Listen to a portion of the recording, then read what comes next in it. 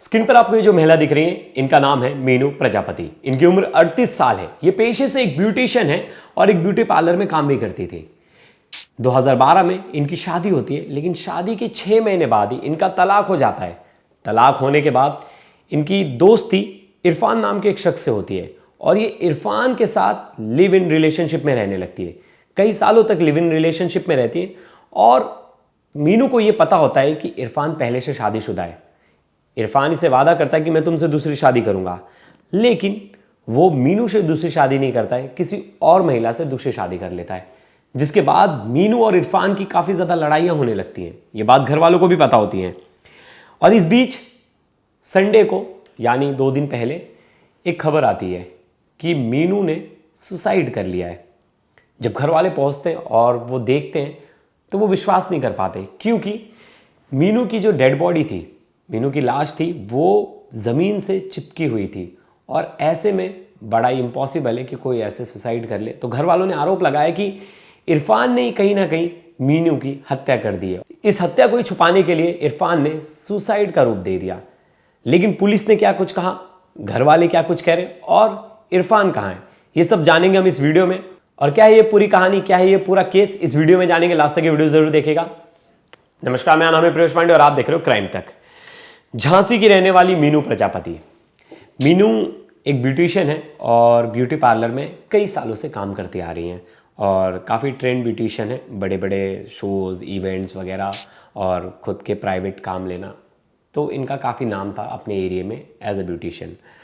अब सब कुछ सही था और घर वालों ने देखा कि लड़की वेल स्किल है, अच्छा काम आता है, सब कुछ बढ़िया है, तो अब हम इसकी शादी करा देते हैं। तो 2012 में मीनू की शादी करा दी जाती है और शादी कराई जाती है मुरैना में। वो अपने ससुराल चली जाती है और वहाँ भी वो काम करने की ज़िद करती है और वो चाहती है कि वो जो काम करती आ रही है ब्यूटी पार्लर में ब्यूटिशियंस का, वो काम वो कंटिन्यू करे। घर वाले थोड़ा दिन रोक टोक करते हैं।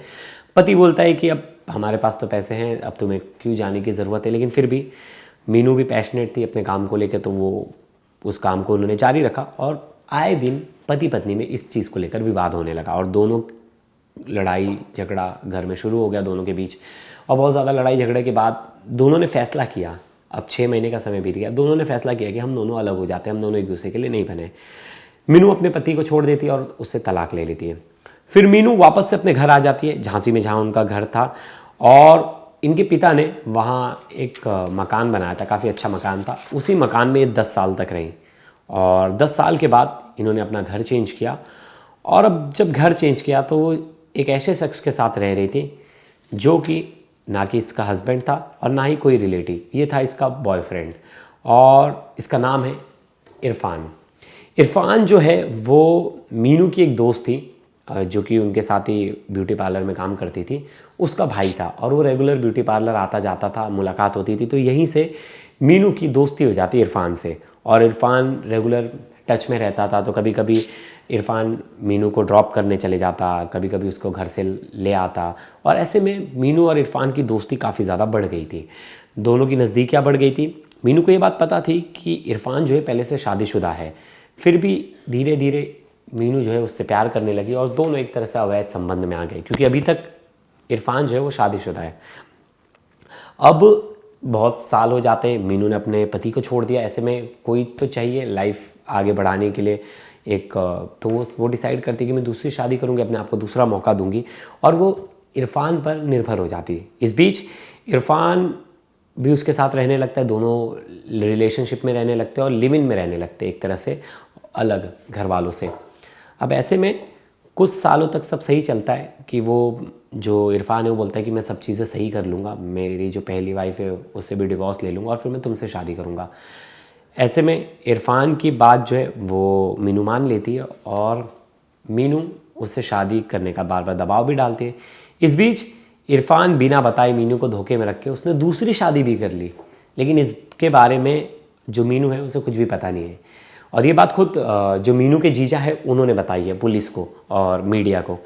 फिर इससे मीनू काफ़ी ज़्यादा नाराज़ हो जाती है और आए दिन मीनू और इरफान की लड़ाइयाँ होने लगती है कि तुमने मुझे धोखे में रख के दूसरी शादी कर ली, दूसरी शादी तो तुम मुझसे करने वाले थे लेकिन तुमने दूसरी शादी किसी और से कर ली। इस बात को लेकर आए दिन लड़ाई होती थी। फिर मीनू जो है अपना ब्यूटिशियन का काम भी छोड़ दी थी, जाती नहीं थी ब्यूटी पार्लर। फिर दोनों की बहसबाजी होती थी, फिर पैसे कहाँ से आएंगे, इन तमाम चीज़ों से लेकर जो घर में इनके कलह चल रहा था उससे एक तरह से दोनों के बीच परेशानी उभर आई थी।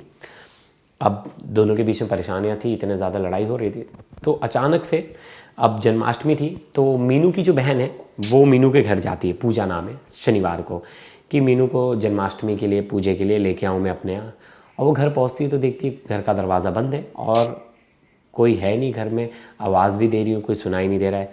वो आस पड़ोस के लोग को बुलाती है, आस पड़ोस के लोग आते हैं। फिर खिड़की जो होती है, खिड़की से हाथ डाल के अगर आप दरवाजे की कुंडी खोलो तो खुल जाती है। तो उन्होंने दरवाजे की कुंडी खोल ली और अंदर देखा कि उनकी बहन की लाश जो है वो फंदे से लटकी हुई है और जो पैर है वो ज़मीन पर चिपका हुआ है। तो पहले तो इरफान को फ़ोन किया जाता है, इरफान भी आता है और इरफान बोलता है कि अब यार पुलिस को क्या बताना, ये पहले से डिप्रेशन में थी, इसने सुसाइड कर लिया, इसका अंतिम संस्कार कर देते। ऐसी बात जो है वो मीनू के जीजा ने कही है कि इरफान ने ऐसा कहा कि अंतिम संस्कार कर देते, अब पुलिस को क्यों बुलाना, मामला बड़ा हो जाएगा, बिना मतलब की चीज़ें बढ़ जाएंगी। लेकिन घर वालों ने नहीं सुनी, घर वालों ने पुलिस को फ़ोन किया, पुलिस आई, पुलिस डेड बॉडी को उतारी और उसे पोस्टमार्टम के लिए भेज दिया।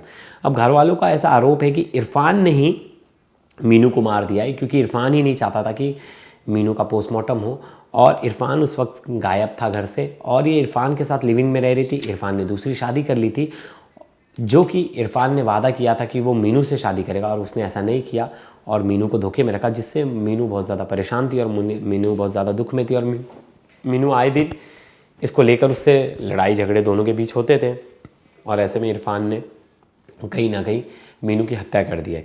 लेकिन वही इरफान की तरफ से कहना है कि ऐसा कुछ नहीं है, वो डिप्रेशन में थी बहुत सारी चीज़ों को लेकर, लेकिन मेरी वजह से तो ऐसा नहीं है कि उसने अपनी मैंने तो उसकी जान नहीं ली है। अब पुलिस इस मामले की इन्वेस्टिगेशन कर रही है।